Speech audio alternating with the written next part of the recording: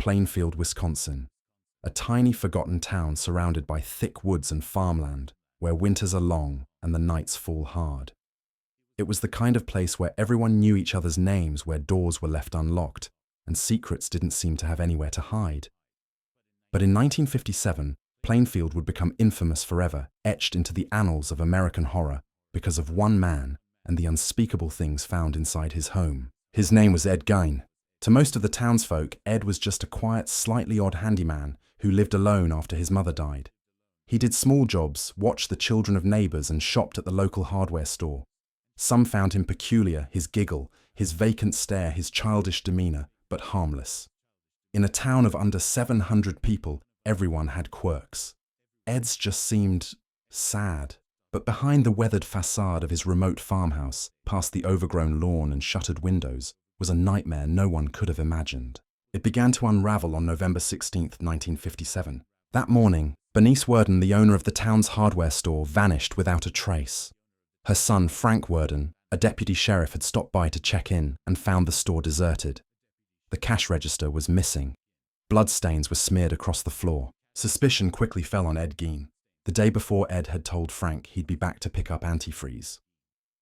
A sales slip, the last receipt written in Bernice's hand, showed that Ed had indeed been her final customer. By nightfall, a search warrant was issued. Deputies made their way to the Gein farmstead, trudging through the cold and the dark. No lights were on. The house was dead silent. But what they found inside would make even seasoned lawmen recoil in horror.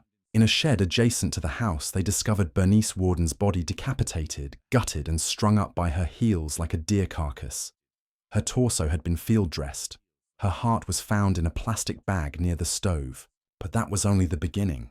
When investigators entered the main house, what they saw defied belief. The rooms were filled with filth and decay, piles of garbage, rotting food, old newspapers stacked to the ceiling. But among the refuse were artifacts far more sinister. Human skulls had been turned into soup bowls. Chairs and lamps were upholstered with human skin. A box of female genitalia was found under the bed. Faces had been peeled off and preserved like grotesque masks. A belt made of human nipples. A lampshade fashioned from stretched facial skin. A corset sewn together from a torso. And worst of all, a full woman's suit made from stitched-together body parts. Breasts, legs, a vest, everything meticulously preserved. Ed Gein wasn't just a murderer. He was a collector, a craftsman of the macabre. A man whose madness had been festering for years in plain sight. When arrested and questioned, Ed admitted not only to the murder of Bernice Worden, but also to the killing of Mary Hogan, a local tavern owner who had disappeared 3 years earlier. Another case that had gone cold, her blood found in her bar, her body never recovered. But the true horror wasn't just that Ed killed, it was what he did after. In his calm, matter-of-fact tone, Ed told investigators that many of the remains in his home hadn't come from victims he murdered. Instead, he claimed to have exhumed them, dug up freshly buried bodies from local cemeteries. He'd read obituaries, found women who resembled his mother, and under cover of night unearthed their corpses. He brought them back, dissected them, preserved their skins, and wore their faces. Why? Because Ed Gein wanted to become his mother. Augusta Gein was no ordinary mother. Rigidly religious, fanatically controlling, and emotionally abusive, she raised Ed in isolation. She told him women were evil, that sex was sinful, that the world was damned, and Ed believed her. He adored her, worshipped her. And when she died in 1945, something in Ed broke permanently. Her death was the final blow. Ed had lost the only person he ever truly loved, the only voice that told him who he was and what to believe. Without Augusta, Ed drifted deeper into madness, unable to cope with grief-guilt or his twisted identity. He kept her room pristine, a shrine to her memory. While the rest of the house rotted, Augusta's bedroom remained untouched, clean, dustless, frozen in time. Ed's crimes were more than murder. They were rituals, attempts to bring his mother back, to resurrect her in flesh, if not her own, then someone else's. And in that grim house of horrors surrounded by the remnants of the dead, Ed Gein was at peace. The story shocked America. Reporters swarmed Plainfield. The name Ed Gein became synonymous with perversion and madness. Psychiatrists tried to make sense of him. Journalists struggled to describe what he had done without descending into sensationalism. But the public couldn't look away. This wasn't just another killer. This was something else, something older. A real-life boogeyman. A reminder that beneath the surface of rural innocence, something dark could fester. Something ancient. Something primal. And the question on everyone's lips, how had no one seen it? How had Ed Gein, a man surrounded by neighbors who bought groceries, who fixed fences, gone unnoticed for so long? As investigators sifted through the evidence and the public struggled to process the sheer scale of his depravity, a deeper truth began to emerge. Ed Gein was more than a murderer. He was a mirror, a reflection of isolation, repression, and the terrifying things that happen when pain and madness go unspoken. The sun never truly rose over Plainfield the day after Ed Gein's arrest. The snow was still falling, but something else, a deep, lingering dread, blanketed the town. Deputies and coroners worked around the clock cataloguing horrors no crime scene team had ever encountered before. Photographers were told to document every grotesque artifact in the house, but even behind the lens, many couldn't stomach what they were seeing. Hardened men wept. Some vomited, others simply walked away. What had begun as a missing person case had now become a national trauma. News of Ed Gein's arrest spread with wildfire ferocity. It wasn't just that he killed, it wasn't just that he dismembered, it was what he did with the bodies, how he turned human remains into furniture fashion and flesh masks. He wasn't just a killer, he was a tailor of death, a surgeon of nightmares. Reporters from Chicago, New York and beyond flooded Plainfield. Locals recoiled. Their town, once anonymous and quiet, had become a symbol of horror. But the media wasn't leaving. Not yet. Not until they had uncovered every last detail of the man now dubbed the Butcher of Plainfield. Ed Gein himself sat in a cell at the Washoe County Jail. Calm, almost serene. His demeanor shocked detectives. He wasn't a raving lunatic. He wasn't violent. In fact, he was polite, even helpful. He answered questions with an eerie detachment, as if he were describing something that happened to someone else. One detective asked if he ever wore the skin suits he crafted. Yes, Ed said flatly, mostly at night. Why? He hesitated. To feel close to my mother. The Wisconsin Attorney General's office prepared for what they knew would be the most sensational trial in state history. But before Ed could stand before a judge, the question of sanity had to be addressed. And so began a series of psychiatric evaluations that would plunge deeper into Ed Gein's mind than anyone had dared go before. Dr. Edward Schubert, a forensic psychiatrist, was one of the first to examine him. What he found was not simple madness, but a profound multi-layered psychosis. Ed Gein suffered from schizophrenia. He experienced auditory hallucinations. He believed his mother spoke to him even long after her death. He also showed symptoms of what would later be termed dissociative identity disorder. In some of his behaviors, he appeared to take on the identity of his mother. He mimicked her voice. He spoke as her. He believed he could become her through ritual, through skin, through the grotesque garments he wore in secret. But there was another deeper disorder. Gein exhibited extreme necrophilic tendencies, though not in the purely sexual sense. His obsession with corpses was emotional, ritualistic. It wasn't lust. It was longing. He didn't want to desecrate the dead. He wanted to possess them, reanimate them, bring them into his world, into his image, into her image. To the psychiatrists, it was clear Ed Gein wasn't fully aware of the moral consequences of his actions. He wasn't sane by any legal standard. He lived in a separate world, a hallucinated reality, shaped by trauma abuse, isolation, and delusion. On January 6, 1958, Ed Gein was declared mentally incompetent to stand trial. He was committed to Central State Hospital for the criminally insane in Waupun, Wisconsin. He would remain there and later at Mendota Mental Health Institute for the rest of his life. But the legal story wasn't quite over. In 1968, more than a decade after his arrest, doctors at Mendota argued that Ed was now competent to stand trial. His condition, they claimed, had stabilized. The court agreed. And so, in November of that year, the state of Wisconsin prepared once again to put Ed Gein on trial, this time for the murder of Bernice Worden. The trial was brief. There was no jury. Judge Robert H. Golmar heard the case alone. The evidence was overwhelming. The crime scene, the confession, the physical remains all pointed to guilt. And yet even here the question of sanity loomed large. After only 1 week of testimony, Judge Golmar delivered his verdict. Ed Gein was guilty of first-degree murder, but legally insane at the time of the crime.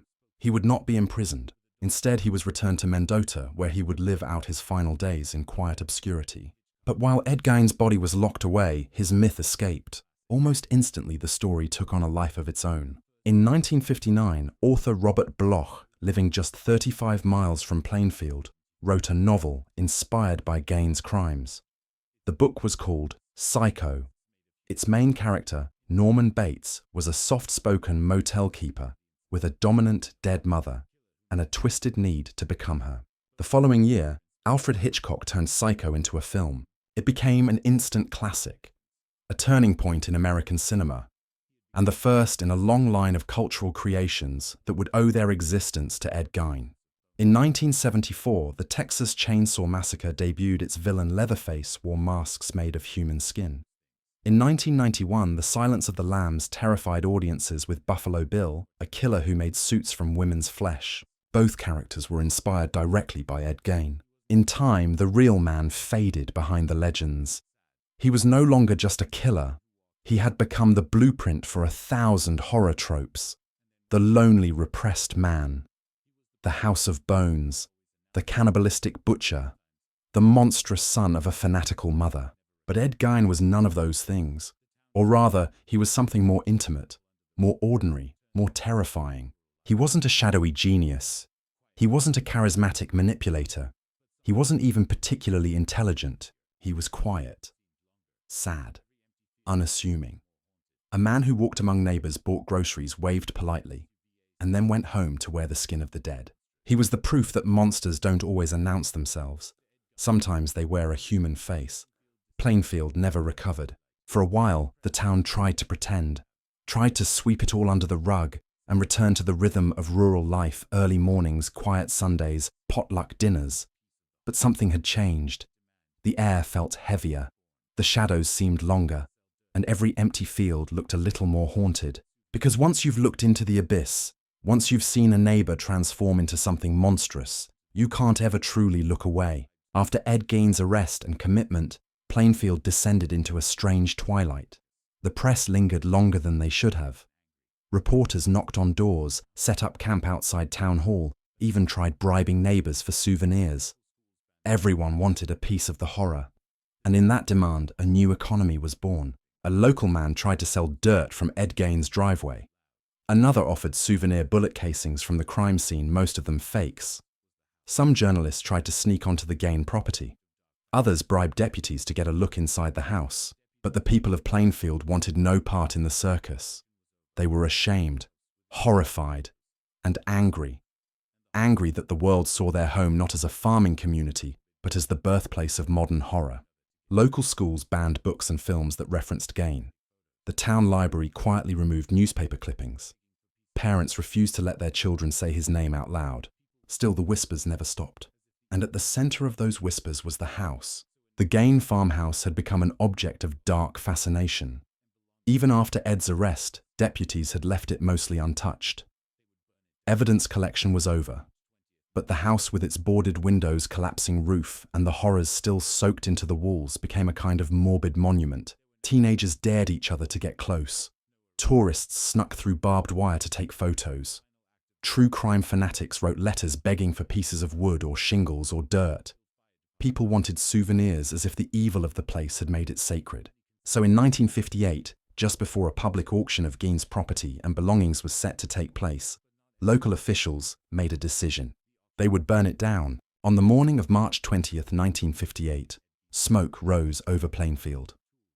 Fire engulfed the Gein farmhouse in less than 2 hours. There were no injuries, no suspects, no arrests. Many believe it was arson, a final act of defiance by townspeople who wanted the nightmare erased. The Plainfield Fire Department didn't investigate too closely. Privately, many considered the fire a mercy. As one local said, That house wasn't a home, it was a tomb. But not everything perished in the flames. The auction still went forward. Hundreds gathered for a chance to buy the remnants of Ed Gein's life farm equipment, tools, jars, ropes, cooking pots. Morbid curiosity was the fuel, and business was good. Among the items sold was Ed's infamous 1949 Ford sedan, the car he used to transport bodies from cemeteries and murder scenes. It was bought by a carnival sideshow operator named Bunny Gibbons. He paid $760. He had the car towed, cleaned up, and displayed at state fairs as Ed Gein's ghoul car. People lined up, paid 50 cents a head, and posed beside it like it was a photo booth. In America, horror sells, but this wasn't just a carnival gimmick. It was the beginning of something darker, a new genre of obsession. Because Ed Gein had become more than a man. He was now a myth. In the years following the fire, Gein's story transformed. Writers, filmmakers, and horror fanatics molded his crimes into whatever narrative suited them. Sometimes he was cast as a deranged cannibal. Other times a necrophiliac. Sometimes he was a cross-dresser. Sometimes a misunderstood recluse. Each version distorted the truth and made him more frightening. And yet the truth was already terrifying enough. What fascinated people wasn't just the gore or the spectacle, it was the contradiction. How someone who looked so ordinary could be so utterly deranged. How someone who fixed your fence could be crafting a lampshade from human skin after dark. It was the fear that the monster didn't look like a monster at all. And that fear reached far beyond Plainfield.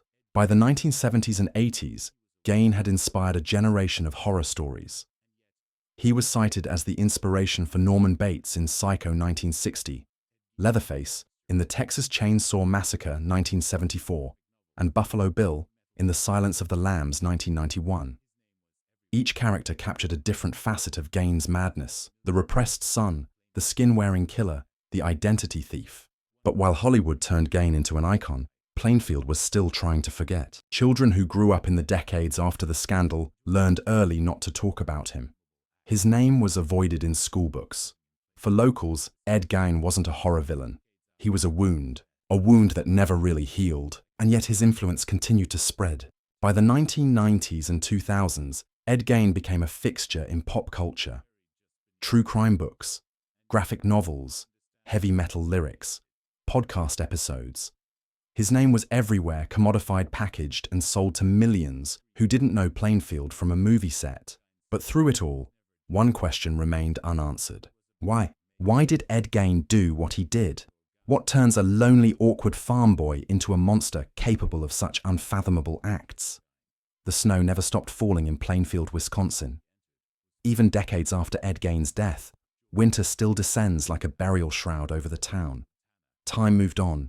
But for many, the name Ed Gein remained a wound buried just beneath the frost. And yet to understand the horror he created, we must go backward before the farmhouse, before the murders, before the screams no one heard. Because Ed Gein's story was never just about madness, it was about what made the madness. Edward Theodore Gein was born on August 27, 1906, to George and Augusta Gein. From the very beginning, the world into which he entered was poisoned. His father George was a violent alcoholic, a failed tanner, a failed carpenter, a failed man in every sense. He beat his sons, slurred through long, drunken rants, and stumbled through jobs before finally collapsing into irrelevance. But Ed's mother Augusta was something else entirely. She was the architect of his soul. Augusta Gein was fanatically religious. She believed the world was steeped in sin, lust, vanity, pride, and that women were the source of all corruption. Every woman she taught her sons was a harlot, except for her. She ruled the house with fire and brimstone. There was no laughter, no affection, no comfort, only discipline, only scripture. She loathed her husband, and soon her loathing extended to the outside world. When Ed was a young boy, Augusta moved the family to a 160-acre farm miles outside Plainfield. It was isolated, wind-battered, surrounded by nothing but trees, fields, and silence. She intended to keep her sons away from the filth of society, and she succeeded. Ed never made friends. He wasn't allowed. When he tried to play with other boys in town, Augusta would lash out, accusing him of betraying her, of risking infection from the world's moral decay. She read to him only from the Bible, fire and brimstone passages about damnation and hellfire. Sexuality was a sin. Women were to be feared. Everything beyond their farm was evil, and Ed, quiet and impressionable, believed every word. He adored his mother, worshipped her, feared her. She was his son, his God, and his jailer. Her approval was the only thing that mattered. Her voice, stern, cold, unwavering, echoed through every decision he made, even long after she was gone. But before that tragedy came in waves, in 1940, George Gein died of heart failure.